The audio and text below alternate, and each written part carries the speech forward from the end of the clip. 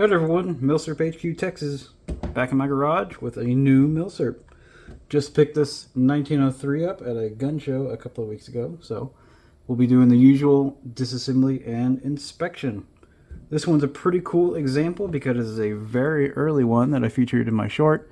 You can see there it's a 5-digit serial from Rock Island Armory, and if you look it up from the National Park Service, that was made in 1907, and it has a nice early, if you can see that, 5-10 barrel, a 1910 barrel, and the very seldom seen flat, no-notch, high-hump handguard. So it's got some really cool early features. It's got some less cool, not early features, like this stamped 03A3 trigger guard, stamped sling swivel, and this kind of odd aluminum rear sling swivel and aluminum butt plate. Not sure what that's about.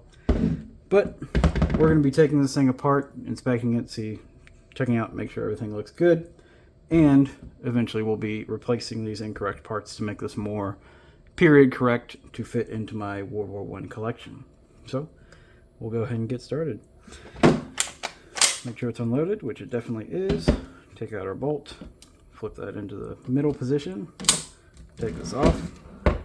This is a later bolt. You can look up the codes online. This has a 5F38 or something like that, and then a 0 on the underside. So you can look up when this was made. You can tell it's either late World War I or post World War I, since it has the slightly bent back handle. World War I bolts will be straight, so I'll be grabbing one of those as well. Other than that, there's not really any markings on these. I'm not the most well versed in 1903s, I will admit, but we can try and take it apart.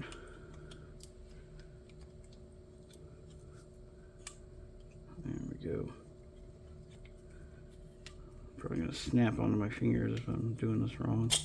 There we go. Firing pin looks to be intact, nice and well oiled. Can't complain about that. Extractor looks to be fine. No chips or anything out of that, which is good because I will be using this extractor. Bolt is definitely Parkerized, not blued, so possibly a later bolt. Now we'll go ahead and get the rifle apart. We'll start here up at the front. We'll take the front barrel band off, middle barrel band off, then our trigger guard as well. So I'll get our correct screwdriver bits, and I'm just doing this on the fly.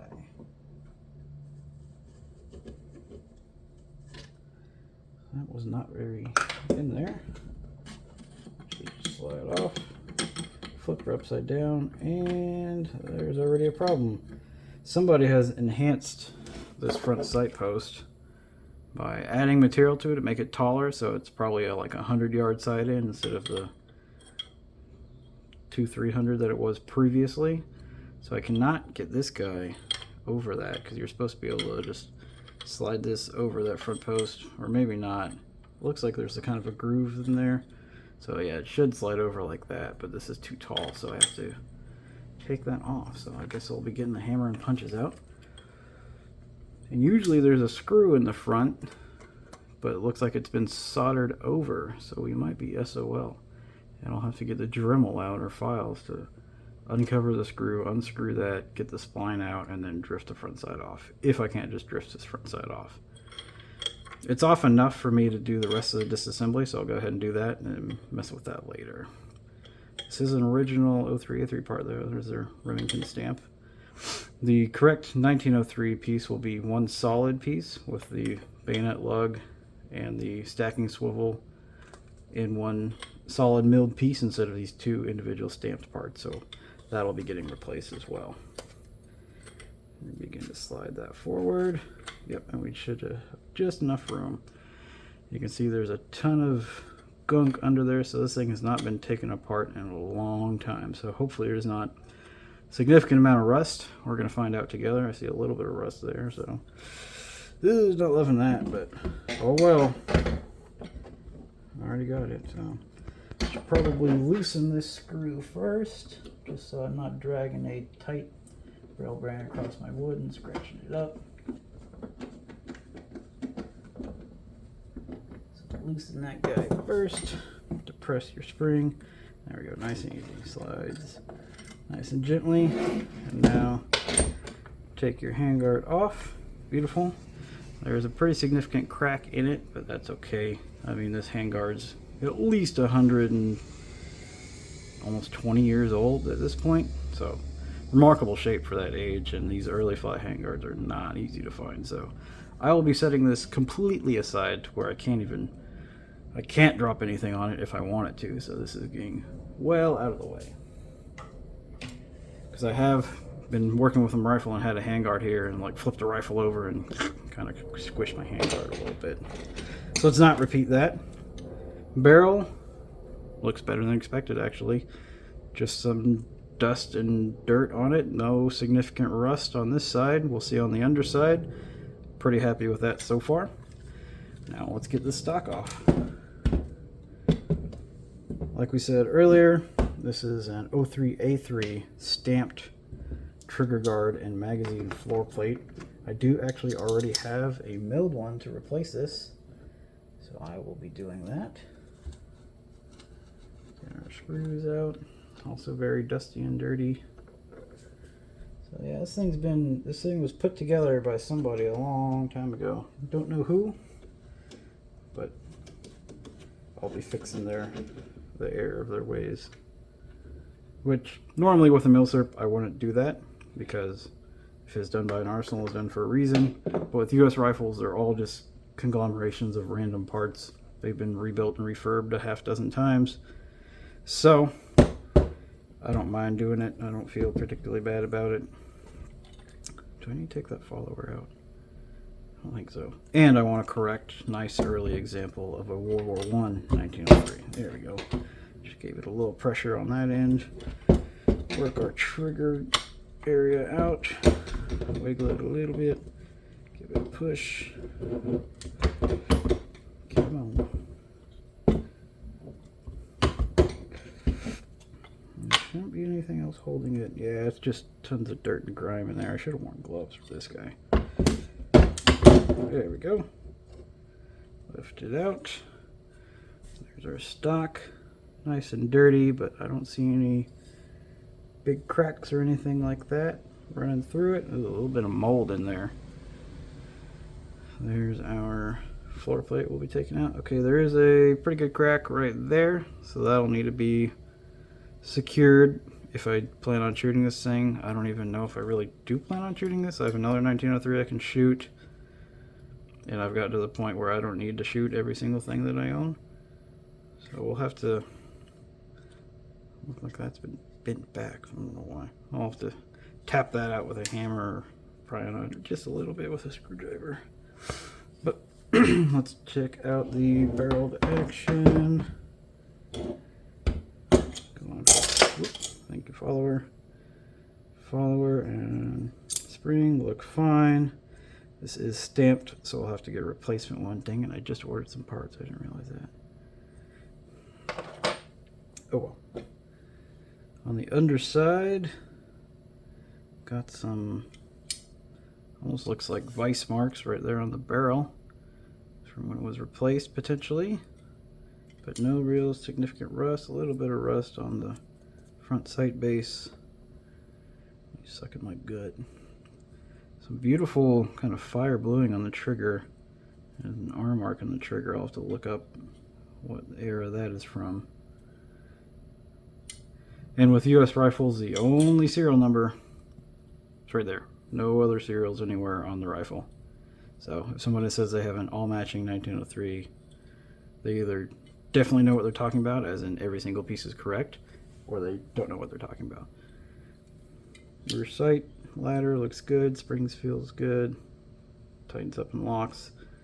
That is sticky, so I'll have to clean the windage knob. Bore. Wow, that's actually surprisingly decent. I can't get it on camera, but the bore is probably a 6 out of 10. I mean, for a 1910 barrel, I'm happy with that. Yeah, look how dirty my hands are already. Well, if you were going to be cleaning a rifle, that's all you'd really need to do. So I can pretty much end it there for our purposes. Let me at least try and get this trigger guard off. Give it a tap with the screwdriver.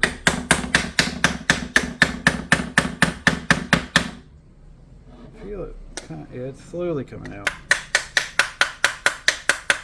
Just use a plastic mallet, or maybe I'll use a brass punch. See if I can't wiggle it out. Yeah, it's just kind of glued in there with all the schmutz.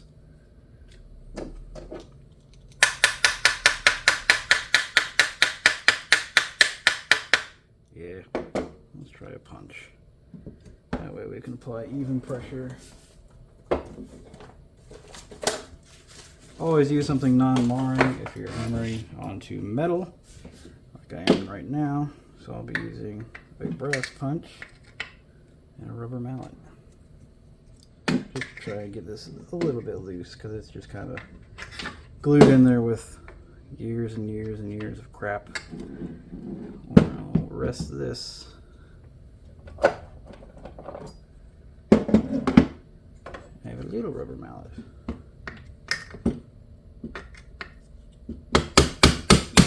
There we go, now it's coming out. Just need a little pressure on 2 different points.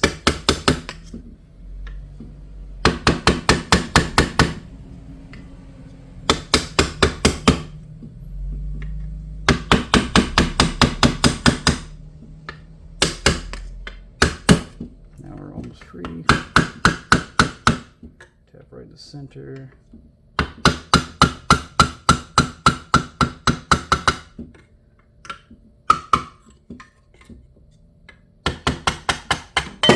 There we go.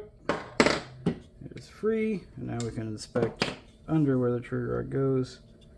See, there's a slight crack right there. That's okay, but nothing else. A little bit of mold here and there. Yeah, the thing's been together for a long time, so this is probably rebuilt in the 60s or something like that. I'm just guessing here, but yeah, this thing is nice and greasy and grimy and dirty. But hey, good find. Again, I got this for 700 bucks. Any 1903 for like 700 bucks, as long as it has not been sporterized. It's a pretty solid deal. Somebody got hungry and took a bite out of it. Not sure what's up with the aluminum sling swivel mount or the aluminum butt plate. Those will be getting replaced. Ooh, let's check if there's anything in the butthole. There almost never is. Nope, nothing in the butthole. Butthole is empty. Yep, butthole's empty. Nope, yeah, nothing. That'll get replaced. That'll get replaced. That's getting replaced. That's getting replaced. All this is getting replaced, and that front sight. And that'll have correct earlier 1903. Cool.